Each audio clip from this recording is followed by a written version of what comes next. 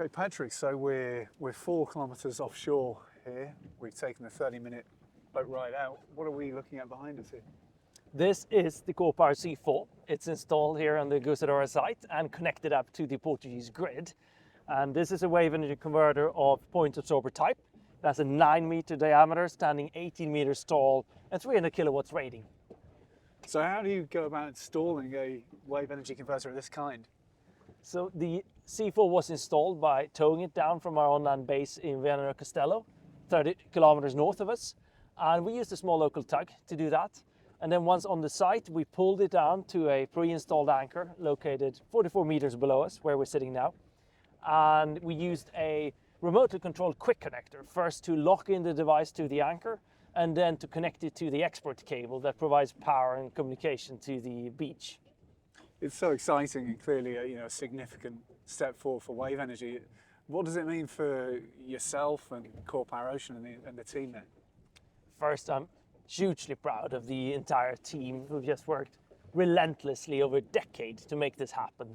And the effort of the team is just remarkable. It's been an ultra marathon and it keeps going. And for us, this is a very big moment. I would say also for the ocean energy sector, it's a very exciting time as we start building operational experience with commercial scale kits. So you've installed it now. It's in situ, it's made it here. What are your next steps over the coming weeks and months? The commissioning program has just kicked off, and that is aimed at verifying all the functions of the system. So we are starting with focus on machine safety and proving robust operation in any kinds of weather. And then as we start building experience and confidence in the system, we're going to let it start doing more and more motion and thereby capturing more power.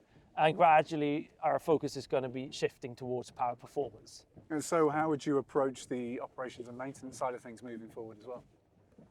The operations and maintenance of these devices, that involves both manned access, where we can have technicians climbing on the machine on the ladder and going through the hatch that we see there in the background to do interventions inside the buoy here in the ocean.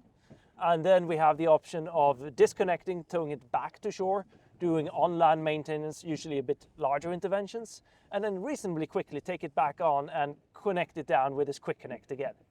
And, proving this effective ways of operating the system, it's a very important part of rolling out wave energy on a large scale.